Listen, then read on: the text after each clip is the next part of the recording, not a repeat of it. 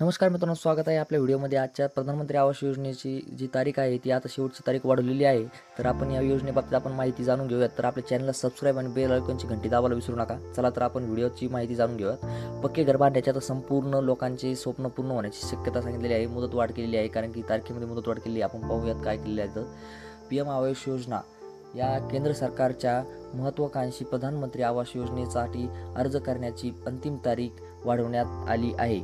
तुम्हालाही या योजनेचा लाभ घ्यायचा असेल तर ही प्रक्रिया काय आहे चला समजून घेऊयात।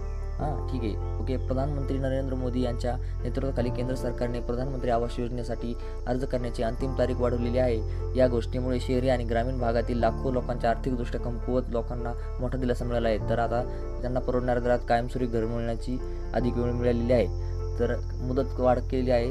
तर मुदतवाढ कधीपर्यंत केली आहे? या योजनेची मुदतवाढ केलेली आहे आता तुमच्याकडे 31 डिसेंबरपर्यंत शेवटची मुदतवाढ दिलेली आहे। सरकारने शहरी आणि ग्रामीण भागातील लोकांसाठी ही मुदतवाढ दिलेली आहे।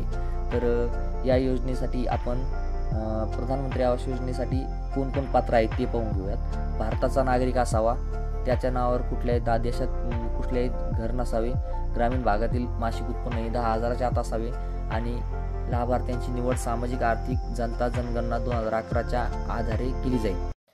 चला तर मित्रांनो, शहरी भागातील लोकांसाठी काय नियम अटी आहेत ते पाहून घ्या। आर्थिकदृष्ट्या दुर्बल असणाऱ्या 3 लाखापर्यंत उत्पन्न कमी असावे, कमी उत्पन्न घटकासाठी 6 लाखापर्यंत असावे आणि मध्यमवर्गीय साठी 9 लाखापर्यंत उत्पन्न असावे। या योजनेत EWS LIG महिलांना, विधवा महिलांना तसेच अनुसूचित जाती जमाती SC ST OBC अल्पसंख्याक समुदाय महिलांना प्राधान्य दिले जाते। रिक्षा चालक, रिक्षा रस्त्यातील विक्रेता, रोजंदारीवर काम करणारे, औद्योगिक काम करणारे, स्थलांतरित यांचे या योजनेत समावेश होतोय। तर अर्ज कसा करायचा आहे? अर्ज PMYWR पोर्टलवर जायचं आहे। होम पेजवर सिटीजन असाइनमेंटमध्ये करायचं आहे आणि तुमच्या परिस्थितीनुसार ड्रॉपडाऊनमधून पर्याय निवडायचा। झोपडपट्टीत राहणार असाल किंवा इतर कोणत्याही गटात येत असाल तर ते ओपन करायचं आणि त्यानंतर तुम्हाला आधार कार्ड टाकून आधार कार्डची पडताळणी करून घ्यायची आहे आणि त्यानंतर नोंदणीमधील फॉर्मवर आवश्यक माहिती भरून, कुटुंबाची पूर्ण माहिती करून काळजीपूर्वक भरायची आहे आणि त्यानंतर सर्व कागदपत्रे अपलोड करायचे आणि सबमिट बटनावर क्लिक करायचे।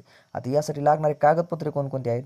तर कागदपत्रे लागणार तुम्हाला Aadhaar card, PAN card, mobile number, त्याचबरोबर पत्त्याचा पुरावा, पासपोर्ट साईज फोटो, बँक खात्याचा तपशील आणि रेशन कार्ड, मतदार ओळखपत्र किंवा पॅन कार्ड यासारखे कोणतेही कागदपत्र तुम्हाला चालतील। आपली माहिती आवडली असेल तर आपल्या चॅनलला नक्कीच सबस्क्राईब करा, विसरू नका।